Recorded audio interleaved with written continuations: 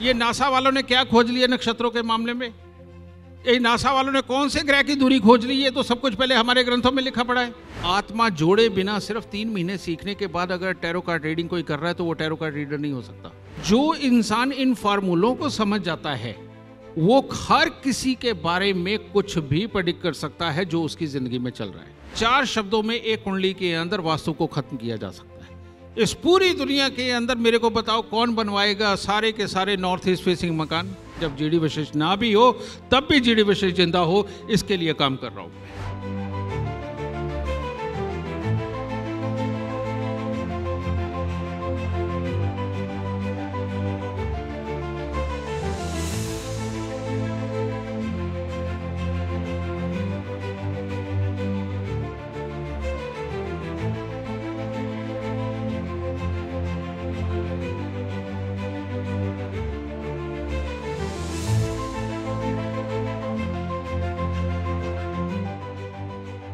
जिन्हें मैं काफी समय से टीवी पर देखता आया, उनके इतना करीब बैठा हूं। जब थोड़े छोटे थे, मतलब इस तरीके से बालों में सफेद रंग कम आए थे, तो लाल रंग की आपकी किताब के बारे में और उस ज्ञान के बारे में बड़ी उत्सुकता रहती थी कि ये है क्या चीज। और जीडी वशिष्ठ जी, बहुत बहुत स्वागत। हमने पहले भी सत्र में किया, उद्घाटन सत्र में आपका स्वागत किया इस मंच पर। मैं कई सारे सवालों को तैयार किया था, लेकिन वो मैंने कागज वहां छोड़ दिया है। और उसका सबसे बड़ा कारण यह है कि मुझे लगा कि मैं उन सवालों की बात करूं जिन सवालों को शायद मैं आज से कुछ साल पहले आपके बारे में पढ़ने, इस विषय की तैयारी से पहले मेरे मन के थे। क्योंकि मुझे लगता है कि सभागार में जो मौजूद हैं वो तो विशेषज्ञ हैं, लेकिन जो हमें लाइव देख रहे हैं, सोशल मीडिया प्लेटफॉर्म के जरिए देख रहे हैं, डिजिटल मीडिया पर देख रहे हैं, उनके लिए, उनके मन में भी शायद वही सवाल होंगे, वही कौतुक होंगे जो मेरे मन में है। इस सत्र की शुरुआत करता हूं। पहला सवाल जो मैं आपसे पूछना चाहता हूं, भूमिका को और ना बढ़ाते हुए, सबसे पहले जब हम ये शब्द सुनते हैं और आम मानवी के तौर पर कि लाल किताब, ये लाल किताब क्या है? लाल किताब वही है जिस चीज के लिए प्रयागराज में आज सारी दुनिया इकट्ठी हुई है। लाल किताब का नाम इसलिए लाल किताब रखा गया था कि हमारे शरीर के अंदर जो 2 तारे हैं, एक सूर्य एक चंद्रमा, और 5 महापुरुष जिसमें मंगल, बुध, बृहस्पति, शुक्र, शनि, ये विराजमान रहते हैं। लेकिन ये विराजमान कहाँ रहते हैं? ये विराजमान रहते हैं हमारे शरीर के अंदर बहते हुए पानी के अंदर। इनका जितना स्थान है वो हमारे शरीर के पानी के अंदर है। और इस धरती पर, आसमान में सूर्य और धरती पर पानी, और ये जो धरती, ये शुक्र, ये जो पानी है बेटा, इसके अंदर की खासियत क्या है? आप यहां नहाने क्यों आए हैं? इसका कारण क्या है? यहां आप इसलिए नहाने आए हैं कि इस वक्त में आकाश मंडल के अंदर ग्रहों की स्थिति इस प्रकार की है कि वो हमारे धरती के ऊपर जो बहुत ही खास जगह के पानी हैं, उनके अंदर एक अलग, अलौकिक और कहीं ना जाने वाली ताकत को, वो ग्रहों का प्रभाव उस वक्त पानी के अंदर जा रहा है। और इसके लिए हमारे ऋषि मुनियों ने ये जो जगह तलाश करी, प्रयागराज, जहाँ त्रिवेणी, यहाँ गंगा, जमुना, सरस्वती, जो भारत देश की मैक्सिमम धरती से घूम करके, जहाँ से पानी घूम के आकर के यहाँ पहले ही वो ताकतवर, और वहाँ से इन ग्रह नक्षत्रों की जो दृष्टि, इसको सही मायने में भोलेनाथ की जितनी शक्तियां हैं उनके साथ मिलाने के लिए, उनके गुण देने के लिए ये त्रिवेणी को चुना गया। हमारे ऋषि मुनियों ने ये चुना, और इसीलिए प्रयागराज का महत्व इस धरती पर सबसे ज्यादा है, इसके स्नान का महत्व। और लाल किताब का नाम इसीलिए पड़ा कि हमारे शरीर के अंदर जो ये पवित्र पानी है, उस पवित्र पानी के अंदर जो हमारे रेड सेल्स हैं, जो किसी भी इंसान के शरीर के अंदर हलचल, उसके विचार, उसके कर्म को तैयार करता है, ये खून ही तैयार करता है। तो ये खून, यानी कि वो तो हर इंसान के अंदर, अब हर इंसान के नाम पे तो नाम नहीं रखा जा सकता था ज्योतिष का, तो हर इंसान के शरीर के अंदर बहने वाले खून के नाम के ऊपर लाल किताब नाम रखा गया।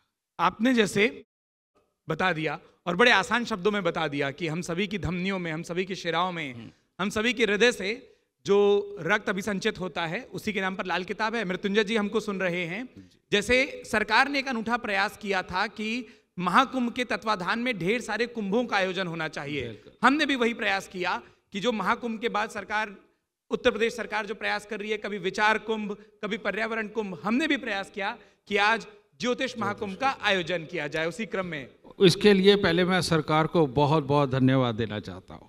और सच में जो हमारे योगी जी, हमारे मोदी जी और संयुक्त हमारी सरकार का ये जो प्रयास है, इसके लिए कोटि कोटि धन्यवाद है उनको कि अपनी धरा की इस संस्कृति के लिए, इस ज्ञान के लिए उन्होंने इतना अच्छा सम्मेलन करवाया।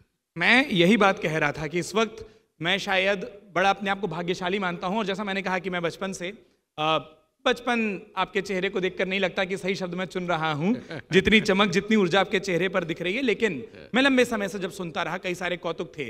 तो आप हम सभी सामान्य मानवियों के लिए एक सलाहकार की भूमिका में हैं, सामने एक सलाहकार हैं जो एक भूमिका में हैं।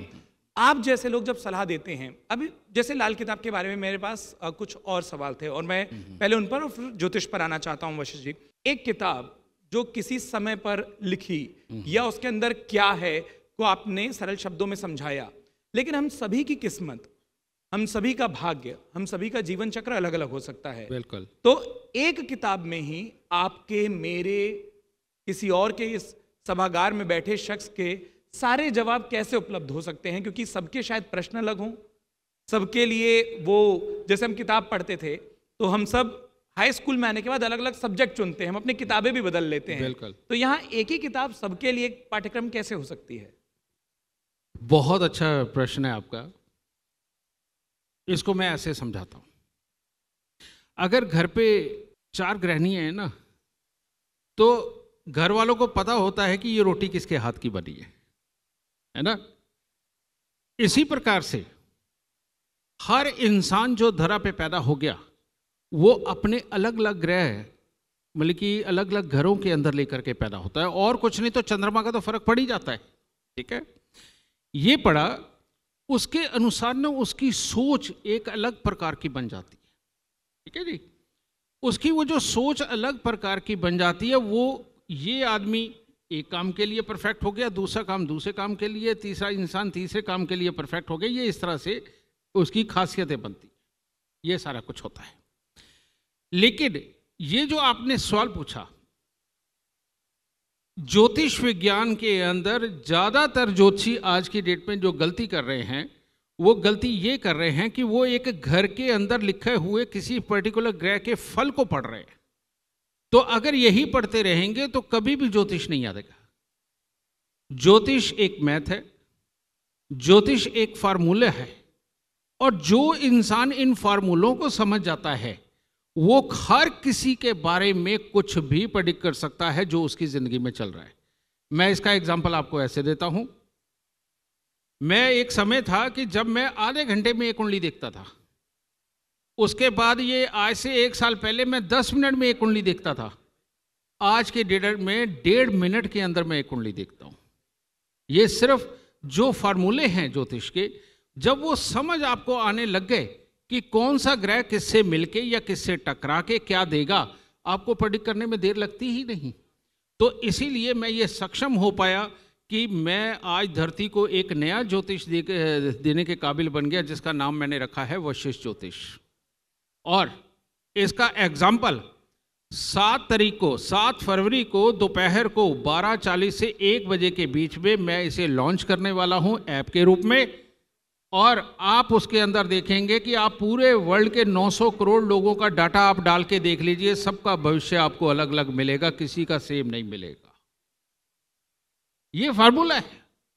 अब जब हम बच्चे थे तो हमें पता नहीं था कि पैसे पापा कैसे कमाते हैं, नहीं पता। और जब हम पिता बने तो कोई ये नहीं जानता कि बुढ़ापा कैसे गुजारा जाए। जब तक हम किसी चीज़ में उतर नहीं जाते, तब तक हमें पता नहीं होता कि वो अवस्था क्या है। मैं उस अवस्था तक आ चुका हूं कि मेरे को अब हर ग्रह ना मेरे से बात करता हुआ नजर आता है, और इसीलिए ये मैं देने में सक्षम हो पाया। ये 7 फरवरी को दोपहर को 1 बजे अगर आप एस्ट्रो साइंस ऐप डाउनलोड करेंगे तो आपको पता चलेगा कि मैंने क्या बना दिया है। और ये तक बताया है कि कौन सा इंसान किन कामों के अंदर उत्तम हो सकता है और कौन से उसके काम नहीं चलेंगे। आप 900 करोड़ लोगों के डेटा को एक ऐप के जरिए आप बता रहे हैं कि वो उसमें सभी के प्रश्नों का, सभी की शंकाओं का समाधान मिल पाएगा। थोड़ी देर पहले उत्तर प्रदेश सरकार के मंत्री, और आप उस मंच पर थे, नंदगोपाल गुप्ता नंदी, वो कह रहे थे कि कई लोग, जैसे उन्होंने अपनी कहानी बताई कि कई लोग ज्योतिष शास्त्र पर या किसी भी तरीके की ऐसी विद्या पर जो कि सामान्य पाठ्यक्रम का हिस्सा नहीं होती, हमारे स्कूली पाठ्यक्रम का हिस्सा नहीं होती, पर प्रश्नवाचक चिन्ह लगाते हैं। अब जैसे आपने कहा कि आपको लगता है और हो सकता है, और आप में खूब विनम्रता है, कम से कम मैं चेहरे से हम आपकी तरह लोगों को नहीं पढ़ सकते, लेकिन जो हम आभास कर सकते हैं कि आप शायद मेरे और आम दर्शकों के सारे कौतुक के जवाब देने में सक्षम हैं। तो जैसा उन्होंने कहा कि कई लोग सवाल उठाते हैं, और आपने कहा कि आप ग्रहों से बातें करते हैं, फिर वो जो आलोचनात्मक रवैया होता है वो ये भी कहता है कि अगर ऐसा है तो क्यों नहीं सारे ग्रह अपनी दिशाओं में या अपने लिए ऐसे अलाइन क्यों नहीं लोग कर लेते, या ऐसे क्यों नहीं कर जाते कि सब भला ही भला हो। फिर वो जो जीवन में तमाम अच्छे उपक्रम करने के बावजूद थोड़ा बुरा आता है या कई बार ज्यादा बुरा आता है, कष्ट आता है, आपसे भी कई लोग आते होंगे जो परेशानियों को लेकर आते होंगे, फिर वो क्यों आता है? बेटा, हर इंसान हर काबिलियत लेकर के नहीं पैदा हुआ। ना कोई योगी बन सकता है, ना कोई मोदी जी बन सकता है, ना कोई जीडी वशिष्ठ बन सकता है। वो जो परमात्मा ने बना दिया वो वही बन सकता है। लेकिन इसमें अच्छे और बुरे भी बनते हैं, इसमें कोई शक की बात नहीं। बुरा क्या नेगेटिविटी लेके बैठे हैं, अच्छा क्या पॉजिटिविटी लिए बैठा है। तो ऐसी अवस्था में इन ग्रहों से अलग एक चीज हमारे ऋषि मुनियों ने तैयार करी, उसको नाम दिया गया संस्कार। कि घर के अंदर अगर एक अच्छी आत्मा भी होगी तो वो परमात्मा का नाम सिखाएगी, लोगों का भला करना सिखाएगी, लोगों को साथ मिलना गिलना कैसे है, समाज को लेके चलना कैसे है, रिश्तों को कैसे निभाना है, इसका नाम है संस्कार। ठीक है, ये संस्कार सही मायने में, ये आजकल के जो बागी बच्चे आपको नजर आते हैं ना, जो माँ बाप की नहीं सुनते, घरों के अपनी मनमर्जी करते हैं, कहीं पर भी व्यसनों के अंदर चले गए हैं, जो पड़ोस की लड़की या लड़के के लिए भी परवाह नहीं करते। पहले सारा पड़ोस भाई बहन का हुआ करता था, आज की डेट में नहीं है शहरों के अंदर। ये जो संस्कार हैं, ये संस्कार बनाए गए थे कि जिनके ग्रह खराब है, जिनकी सोच खराब है, उनको भी काबू में रखा जाए और उनको भी बांध के रखा जाए। लेकिन हो क्या गया, इन्होंने मॉडर्न होकर के, हमारे ही परिवारों में से लोगों ने मॉडर्न होकर के अपनी जो खराब सोच के पैदा होने वाली पीढ़ी को एक रास्ता दे दिया, जाओ और बिगड़ जाओ। इसीलिए कहते हैं कि ग्रह देखना हर किसी के बस की बात तो है नहीं। अब 1000 लाख जीडी वशिष्ठ कहाँ से पैदा करोगे, समझे? तो ठीक है, आज का मॉडर्न जमाना तो मैंने उसे टेक्नोलॉजी में पिरो दिया, लेकिन पहले तो ये अवस्था ही नहीं थी, ये व्यवस्था ही नहीं थी, ये हो ही नहीं सकता था, इसीलिए आज तक ये नहीं हो पाया। ठीक है, इतने बड़े बड़े गुरु गए हमारे, उनका ज्ञान आज की डेट में किताबों में है, कौन पढ़ के सीख पाया? कोई नहीं सीख पाया। ये जो इंजीनियरिंग हमारे सनातन ने तैयार करी थी, ये जो खगोलीय विज्ञान, जो आकाशमंडल का विज्ञान हमारे सनातनों ने तैयार करा था, हमारे ऋषि मुनियों ने तैयार किया था, ये एक बहुत बड़ी सोच के अंदर समा सकता है, छोटी मोटी सोच के लिए नहीं बना। और इसीलिए जो ये बहुत बड़ी सोच वाले लोग हैं, ये दुनिया के अंदर है ही सिर्फ 20%, और 20% में भी और बड़ी सोच वाले 1-2% है, इससे ज़्यादा नहीं है। ठीक है, क्योंकि ये तुम वही सोच लगा लो, ये जो 1-2% की मैं कह रहा हूं, कि जो प्रयागराज में आने के बाद, स्नान करने के बाद, उसके बाद प्रभु का ध्यान लगाने के बाद और अपने शरीर को पूरा शांत करके उन ग्रहों की ऊर्जा और इस पानी का चमत्कार अपने अंदर प्रवेश करवाने के लिए जो ताकत मिलती है ना, वो ताकत उनके अंदर जन्म जाता है। उनको प्रयागराज के अंदर भी स्नान किए बिना उनके पास वो गुण है, वो जो दुनिया के अंदर 1-2% लोग हैं। तो बेटा ये खासियत है, 100% सारी की सारी साइंस है, पर इस साइंस को समझने के लिए भी तो साइंटिस्ट होना चाहिए। अगर बातें करने वाले कहें कि ये कैसे और वो कैसे, और अगर उनको वो साइंस समझाई जाए, वो कहते नहीं नहीं ऐसा नहीं होता, ये तो हमने कभी देखा ही नहीं, सच में तुमने कभी देखा ही नहीं और तुम देख सकते भी नहीं। तो ऐसे में विद्वानों को सिर्फ चुप रहना पड़ता है, क्योंकि ना समझो की भीड़ बहुत ज्यादा है।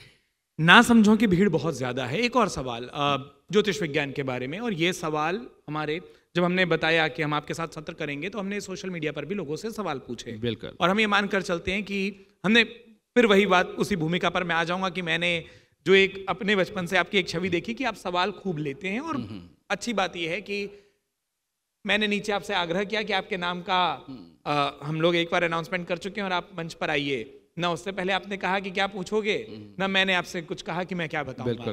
तो एक सवाल जो आया है हमारे दर्शक ने, उन्होंने पूछा था कि ज्योतिष विज्ञान, आपने कहा वो मैथ्स है, मैथ्स में दो तरीके के या गणित में दो तरीके के परिणाम आते हैं। एक हम जिसे कहते हैं एब्सोल्यूट, कि बिल्कुल दशमलव के 4 अंकों तक हमको पता है परिणाम क्या है, और दूसरा हम जिसे कहते हैं कि हम मीडियन निकालते हैं। एक ऊपरी लिमिट होगी, एक निचली लिमिट होगी, और उसके बीच की जिसे हम संभावना या प्रोबेबिलिटी कह सकते हैं। प्रोबेबिलिटी के भी सिद्धांत गणित में होते हैं। ज्योतिष विज्ञान क्या है? क्या वो संभावनाओं को ज्यादा बताता है, या वो आपके हिसाब से बिल्कुल सूक्ष्म सटीक वो गणित है जो दशमलव के 4 अंकों तक जा सकता है, और उसमें शायद वो वाला सिद्धांत भी लागू हो सकता है जो थोड़ी देर पहले आपने कहा कि वो 1 या 2% हैं जो वो दिख पाए? मैं एक चीज बताता हूं, आपके बच्चे के लाख निकम्मे ग्रह हों, ये जवाब मैं इसका इसी में छुपा हुआ है जो मैं बोलने जा रहा हूं। आपके बच्चे के लाख निकम्मे ग्रह हो, आप उसे ना एक काम के ऊपर लगा दीजिए और उसे आप कहिए कि 10 साल तक तूने यही काम करना है।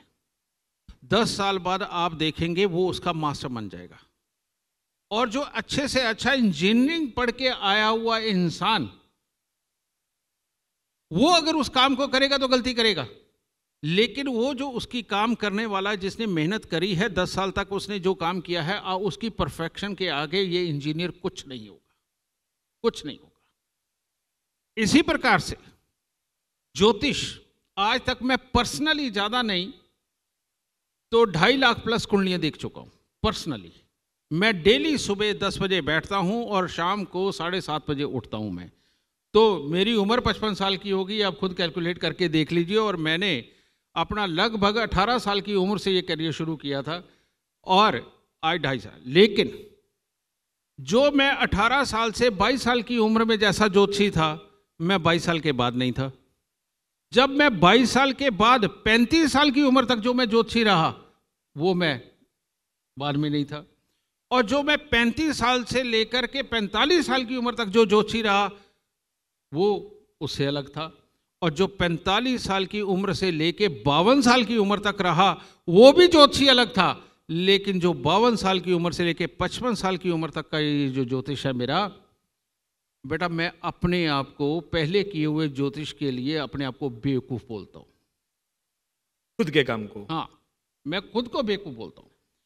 लेकिन उसमें मेरी कोशिश इतनी ज्यादा थी कि मैं जब बात करता था तो सामने वाले को लगता था हाँ ये नजदीक पहुंच गए। तो वो था संभावनाओं वाला खेल, ठीक है। लेकिन आज की डेट में यहां जितने बैठे हैं, ये मैं गारंटी देता हूं कि इनकी कुंडली में 1 से 1.5 घंटे के अंदर सबकी बता दूंगा, इनका पास्ट भी, प्रेजेंट भी, फ्यूचर भी। यहां तक आया बेटा, सही है। जिस तरह का ज्योतिष अभी तक पढ़ाया गया, उसके पीछे कोई हमारी कमी नहीं है। नालंदा जलने के बाद जगह जगह से हमारे ये जो ग्रंथ मिटाने के बाद, ये इतनी बड़ी साजिश होने के बाद हमसे जो हमारा ज्ञान छीना गया, इसके पीछे वो कसूरवार है। नहीं तो ज्योतिष तो पहले भी संभावनाओं का खेल नहीं था, वो भी 100% गणनाओं के। आप बताइए, ये नासा वालों ने क्या खोज लिया नक्षत्रों के मामले में? ये नासा वालों ने कौन से ग्रह की दूरी खोज ली? ये तो सब कुछ पहले हमारे ग्रंथों में लिखा पड़ा है। और अगर हमारे ग्रंथ इतने सटीक हैं कि वो नक्षत्रों की और ग्रहों की दूरी तक भी जानते हैं, नक्षत्रों के अंदर होता क्या ये तक जानते हैं, ये नासा वाले जो अब ढूंढ ढूंढ के अपने आप को फिर बच्चा साबित कर रहे हैं कि ये तो वाकई में हमारे बुजुर्गों ने लिखा। हमारे बुजुर्गों का नाम सनातनी था, ठीक है। आज उन्हें ये गर्व करना पड़ रहा है, और इसीलिए तो भारत देश की तरफ इतने अट्रैक्ट हो रहे हैं लोग। तो ज्योतिष संभावनाओं का खेल कभी नहीं था। वो बात अलग है कि बीच में ये जो 1000 साल रहा, इसके अंदर अच्छे ज्योतिष अपने अच्छे ज्ञान को खोने के बाद थोड़े कम हो गए।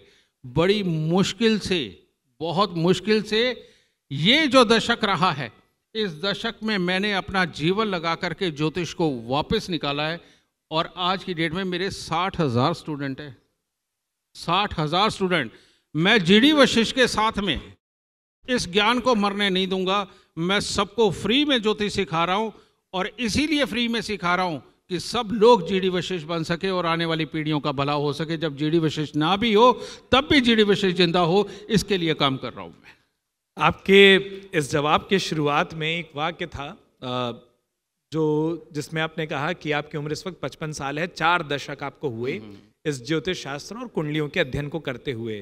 तो ये शायद इस विषय से इतर बात हो जाए, लेकिन शायद ये साधना है जिसका तेज है कि आप 55 के तो नहीं लगते।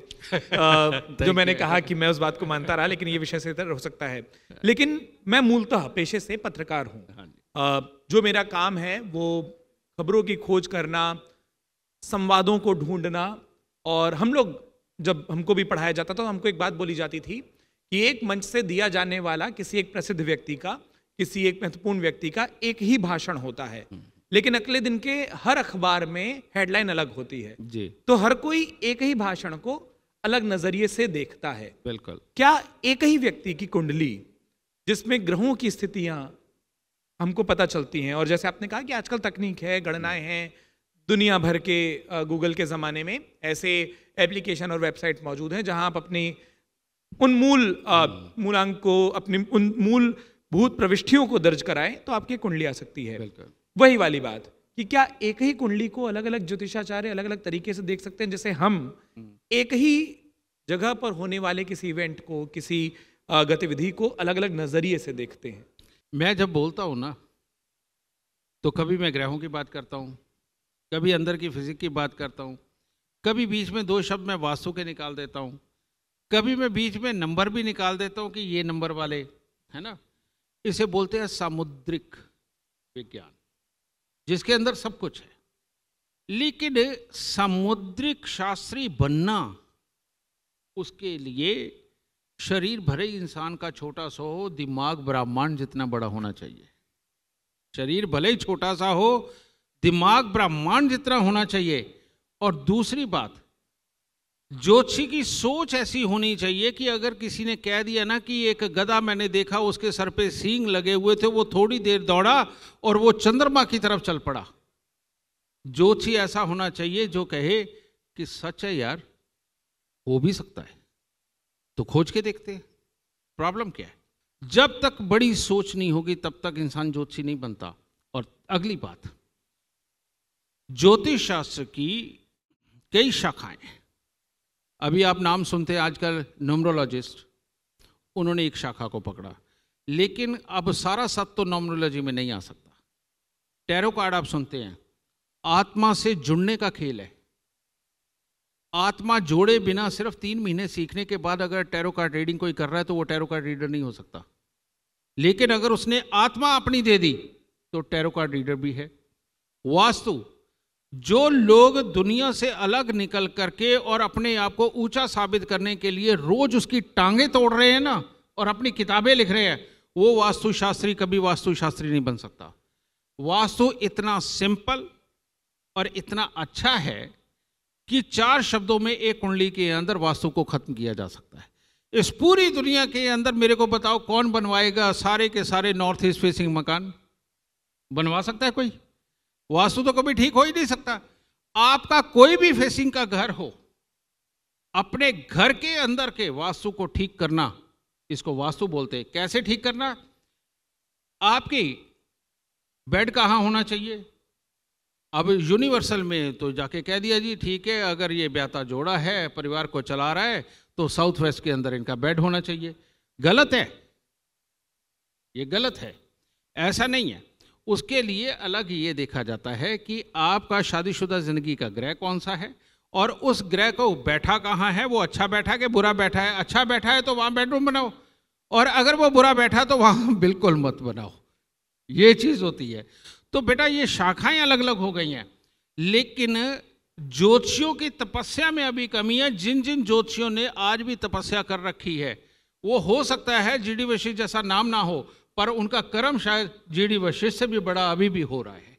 बहुत बहुत शुक्रिया जीडी वशिष्ठ साहब। और सकते हैं। मुझे जो अच्छा लगा इस पूरी बातचीत में, और मुझे नहीं मालूम कि आपका अनुभव कैसा था, वो बेहतर आप बता पाएंगे, लेकिन जो मुझे अच्छा लगा वो ये कि मैंने उस आखिरी सीढ़ी पर ये तय किया कि मैं जो सोच कर और लिख कर आया था उसको वहां छोड़ दूंगा, और वो नियति थी कि मैं उन सवालों को लेकर आना चाह रहा था जो ज्यादा कौतुक हैं, और बातचीत के क्रम आपसे निकलकर आगे बढ़े।